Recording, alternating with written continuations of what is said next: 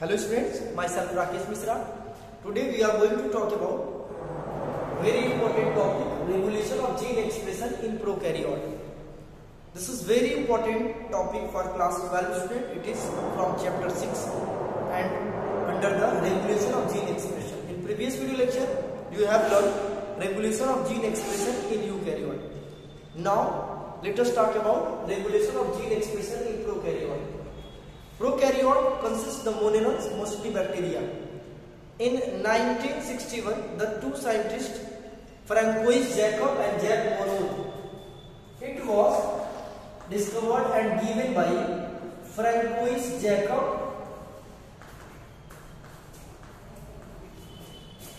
and Jacques Monod. Jacques Monod in 1961. Francois Jacob and Jacques Monod were taken the E. coli bacteria for his experiment. They were taken the E. coli bacteria for his experiment, that is Escherichia coli bacteria. Actually, E. coli bacteria can survive in two different medium, in presence of glucose or in presence of lactose. Listen, E. coli bacteria may able to survive in both medium, that is if medium is glucose and if medium is lactose. Listen carefully. But lactose digestion in E. coli bacteria is a conditional digestion.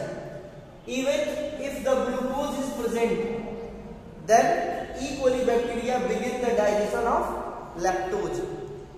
So lactose is a conditional digestion. For glucose, there is ordinary nutrition occurs in E. coli bacteria.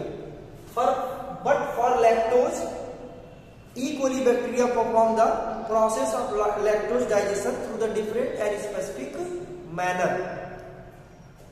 As you all know, glucose is monomeric unit while lactose is dimer. It is disaccharide. That is two glucose-like structure if combined, then there will be formation of lactose.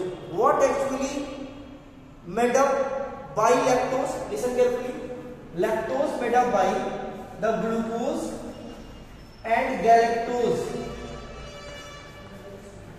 Glucose and galactose.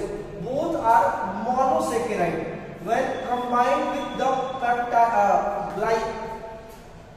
when the glucose and galactose combine with the glycosidic bond, then there will be formation of lactose.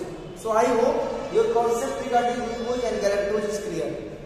If both are present, then E. coli bacteria prefer the digestion of glucose only. So the lactose digestion is conditional digestion. Jacob and Monod found that the E. coli bacteria for lactose digestion required three different enzymes. E. coli bacteria required three different enzymes for the digestion of lactose. The enzyme is beta-galactosidase. The second enzyme is permease, and third enzyme is transacetylase. So keep in mind, there is a need of three different enzymes for the digestion of single nutrient, that is lactose. Lactose के digestion के लिए ई coli bacteria के लिए कितने enzyme चाहिए? तीन अलग अलग एंजाइम की जरूरत होती है. ठीक है. Beta galactosidase, the permease and transacetylase, तीनों का अलग अलग रोल होता है. तीनों एक साथ काम तो करते हैं लेकिन एक काम तीनों नहीं करते. Beta galactosidase, this actually works over the lactose molecule. When beta galactosidase works over lactose molecule, then the lactose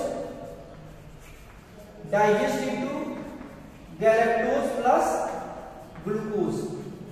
When beta galactosidase works over lactose molecule, then the lactose molecule digest into their monomeric unit as galactose and glucose. ठीक है. Permease, this help to entry of this help to allow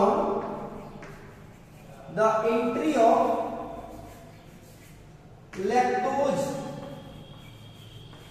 and beta galactosidase in cell. Galactosidase in cell यानी कि परमिएज enzyme ई coli bacteria में ये lactose की entry के लिए responsible है। लैक्टोज तब एंट्री करेगा ई कोली बैक्टीरिया में जब परमिएज एंजाइम परमिशन देगा। नाम देखो permease, it allow to give the permission for the lactose inducer as well as it allow to permit the beta galactosidase to bind with the lactose inducer. Lactose यहाँ पे inducer का काम करता है, examination में पूछता है। इंड्यूसर मींस जिसके होने से रिएक्शन होता है, ठीक है। Transacetylase it activate the beta galactosidase and overall reaction, it also accelerate the reaction. So beta galactosidase permease and transacetylase is responsible for the digestion of glucose molecules, ठीक है, for lactose molecules collectively. The three different enzymes required for the digestion of lactose molecules. Jacob and Monod found that the three different enzymes along with the three different genes, as you all know, enzyme is protein. All enzymes are protein. So if the enzymes are protein, then that protein have specific genes. अगर ये तीनों enzyme protein है तो इसका कहीं न कहीं gene होता होगा, कहीं न कहीं सिंथेसिस होता होगा, ठीक है। तो बीटा गैलेक्टोसाइडेज की भी जीन की डिस्कवरी कर लिया, परमिएज के जीन की भी डिस्कवरी कर लिया और ट्रांस एसिटिलेज के भी जीन की डिस्कवरी कर लिया। किसने डिस्कवरी किया? Jacob and mono. ध्यान देना है, जैकब एंड मोनो जो है तीनों की डिस्कवरी कर ली, तीनों के जीन की डिस्कवरी कर लिया।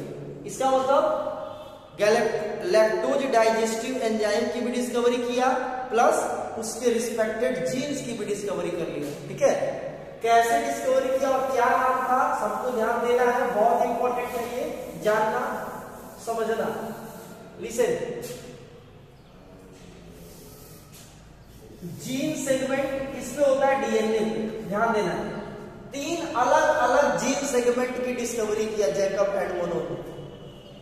Lag Z, lac Y and lac A, the three different genetic segment on DNA were discovered by Jacob and Monod. LAG-Z enzyme, that is LAG-Z gene, this is responsible for the synthesis of mRNA, and that mRNA later will able to synthesize the beta galactosidase enzyme. It means LAG-Z gene is responsible for the synthesis of beta galactosidase enzyme, ठीक है। ये gene beta galactosidase के लिए responsible था। Gene कभी भी direct protein नहीं बनाता, पहले ट्रांसक्रिप्शन करके एमआरएनए बनाता है, इसलिए बीच में मैं एमआरएनए जरूर दिखा रहा हूं, तब जाकर के रिस्पेक्टेड एंजाइम यानी प्रोटीन के बारे में बता रहा हूं। प्रोटीन होता है, ये सारा एंजाइम प्रोटीन होता है। तो लैग वाई किसकी सिंथेसिस करता है? ये परमिएज की सिंथेसिस करता है। और लैग ए किसकी सिंथेसिस करता है? Transacetylase. Listen, so the three respected enzyme also were discovered by Jacob and Monod. The three different genetic segment responsible for the three different enzyme, and these three different enzyme this help to synthesis of the lactose inducer. Now another genetic segment were discovered by Jacob and Monod called as LAG-O. LAG-O, and the function of LAG-O is to control the ZYA. LAG-O gene क्या करता था? जो LAG-Z, LAG-Y, LAG-A को control करता था, तीनों को यही कंट्रोल करता था। कौन? LAG-O। इसको बोलते हैं हम लोग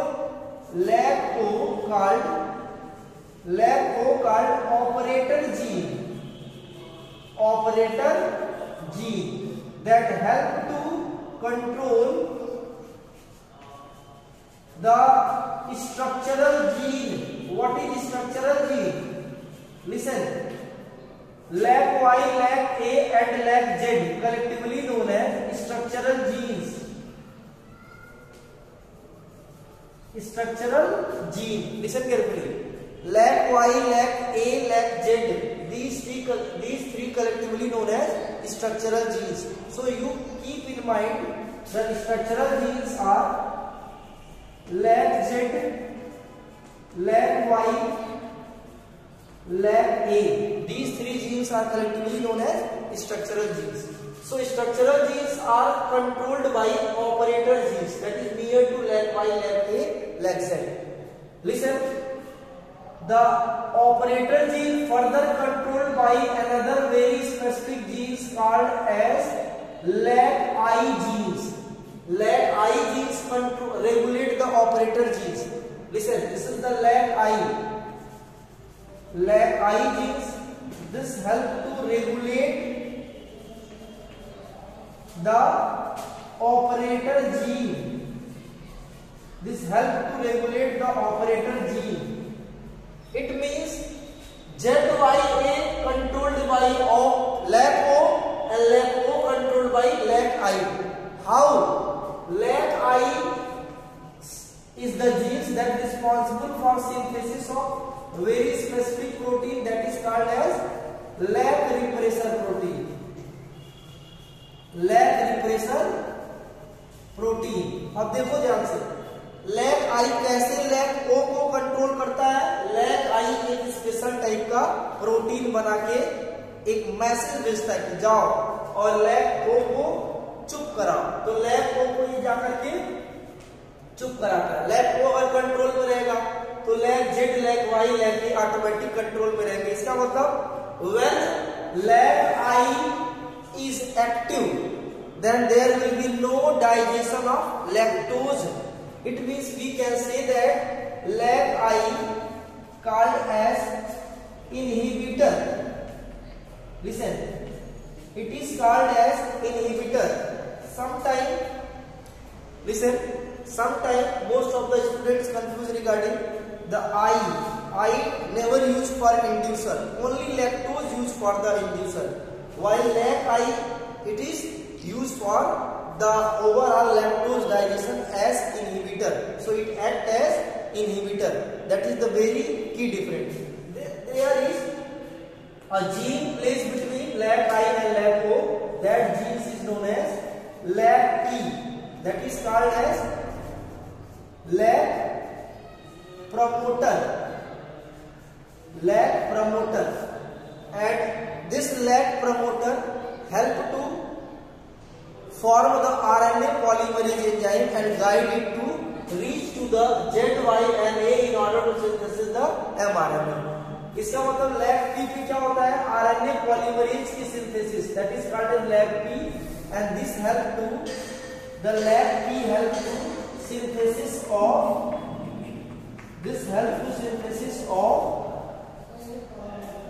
the RNA polymerase.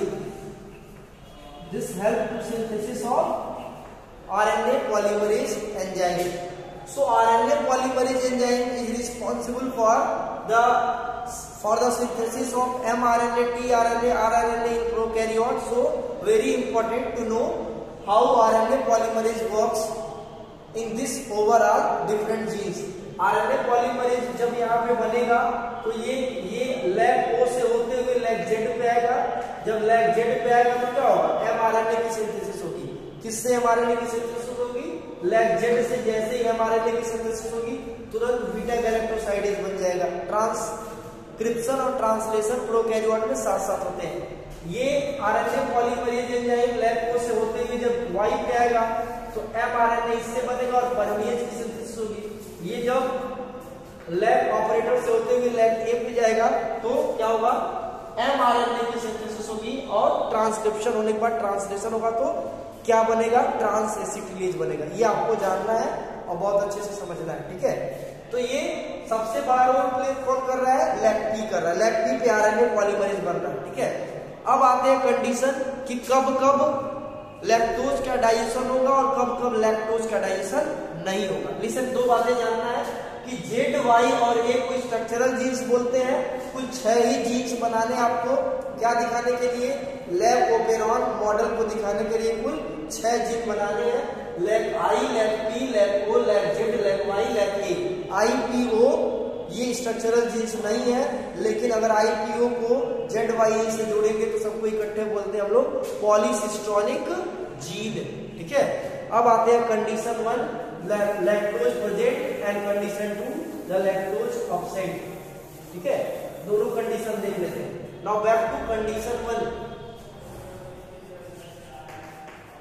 Condition 1 lactose absent. अगर सिस्टम में लैक्टोज एब्सेंट रहेगा तो हम सीधे बोल सकते हैं लैक्टोज क्या होता है, इंड्यूसर। मैंने बोला जिसके होने से रिएक्शन होता है उसको बोलते हैं इंड्यूसर, जिसके होने से रिएक्शन नहीं होता उसको बोलते हैं इनहिबिटर। तो ये लैक्टोज जब नहीं है तो बोल सकते हैं इंड्यूसर एब्सेंट। तो ये लैक्टोज का डाइजेशन नहीं होगा और तीनों एंजाइम नहीं बन पाएंगे। कैसे नहीं बन पाएंगे, आपको क्या बनाना है, डीएनए का जेनेटिक सेगमेंट 1 2 3 4 5 6। यहाँ पे क्या दिखाना है, लैग आई, यहाँ पे क्या दिखाना है, लैग पी, यहाँ पे क्या दिखाना है, लैग ओ, यहाँ पे क्या दिखाना है, लैग वाई, यहाँ पे क्या दिखाना है, lac Z, sorry lac Z, lac Y, और यहाँ पे क्या दिखाना है, लैग ए। लिसन कैसे, जेड वाई ए क्या करता है, बीटा गैलेक्टोसाइडेज की परमेज के ट्रांस एसिटिलेज की सिंथेसिस करता है और उसके लिए एमआरएनए बनाता है। यहाँ पे होता है आरएनए पॉलीमरेज। क्या होता है, आरएनए पॉलीमरेज। ठीक है, ये अभी आगे बढ़ेगा, उससे पहले लैग आई एक स्पेशल टाइप का क्या सिंथेसिस कर देता है, protein that is known as lac repressor protein. ये लैग रिप्रेसर प्रोटीन जाकर के लैग ऑपरेटर पे ऐसे बैठ जाएगा। जब लैग ऑपरेटर पे जाकर बैठेगा तो ये लैग पी पे जो आरएनए पॉलीमरेज है ये जाएगा, लेकिन इसके आगे अब नहीं जा पाएगा। जब जेड पे नहीं पहुंचेगा तो एमआरएनए इससे नहीं बनेगा और no beta galactosidase get synthesised. If RNA polymerase can not cross the lac O then the no synthesis of permease, no synthesis of transacetylase. इसका मतलब सबसे बड़ा रोल प्ले कौन कर रहा है, lac repressor. So lac repressor lac operator पे जाके बैठ गया है, जिसकी वजह से लैग पी से आरएनए पॉलीमरेज डिलीवर नहीं हो पा रहा। So we can say that when lag repressor is active then overall genes get switched off. This condition is known as gene switch off. Gene switched off. So we can say that no digestion of lactose, no digestion of lactose, and this is called as negative regulation. Now back to what happened in condition 2. Condition second, inducer present. Inducer present. When inducer present, then what happens? Listen carefully. There is need to draw the 6 different segment. 1 2 3 4 5 6. 6 और segment बनाने। क्या है? Lac I, lac O, lac P, lac O, lac Z, lac Y, lac A. Listen, अब होगा क्या कि RNA polymerase enzyme तैयार है इधर जाने के लिए लैग जेड पे और वहां से सिंथेसिस होगी बीटा गैलेक्टोसाइडेज की। यहाँ पे क्या प्रेजेंट है, लैक्टोज प्रेजेंट। लैक्टोज इंड्यूसर क्या है, प्रेजेंट। ध्यान देना, लैक्टोज इंड्यूसर प्रेजेंट है। होगा क्या कि जैसे ही लैग आई क्या सिंथेसिस करेगा, लैग रिप्रेसर प्रोटीन सिंथेसिस करेगा। लैग रिप्रेसर प्रोटीन सिंथेसिस करेगा तो होगा क्या, तुरंत ही ग्लूकोज जाकर के, ग्लूकोज नहीं, लैक्टोज मॉलिक्यूल सिस्टम में अवेलेबल है। लैक्टोज मॉलिक्यूल सब सिस्टम में अवेलेबल है। ये क्या करेगा, तुरंत ही जाकर के इस लैग रिप्रेसर के एक्टिव साइट को ब्लॉक कर देगा। तो ये जाएंगे तो इसमें बैठ नहीं पाएंगे क्योंकि ये एक्टिव साइट है, इसी से वो स्क्रू कर रहा था। जैसे मान लो कि तुम्हारे यहाँ एक चाबी है, एक ताले में लग रहा, फिक्स चाबी की फिक्स ताले होते हैं, उस ताले में कोई वैक्स या सीमेंट घोल के डाल दिया तो उसमें चाबी लगेगा ही नहीं, तो ये जाके बैठ ही नहीं पाएंगे। यानी जब ये not able to affect lac O, then what happened, P का रास्ता, P क्या सिंथेसाइज कर रहा है, ये आरएनए पॉलीमरेज, आरएनए पॉलीमरेज, इसका रास्ता क्लियर है। ये लैक Z पे जाएगा तो mRNA किसकी सिंथेसिस होगी, mRNA बनेगा और बीटा गैलेक्टोसाइडेज की सिंथेसिस होगी। फिर ये Y पे जाएंगे तो mRNA बनेगा और परमीज की सिंथेसिस होगी। फिर ये लैक P जो है आरएनए पॉलीमरेज को भेजेगा, रास्ता क्लियर है। A पे जाएगा तो इसकी सिंथेसिस होगी ट्रांस एसिटिलेज की। So we can say that if lactose inducer present then it able to block the active site of the lag repressor, so that lag repressor cannot affect the lag operator, so that every chance of lag RNA polymerase is clear. So for the synthesis of mRNA from lag Z, lag Y, lag A in order to synthesis of beta galactosidase, permease, transacetylase, this condition is known as gene switched on. This is called gene switched on, or we can say that the positive regulation. This is known as the positive regulation.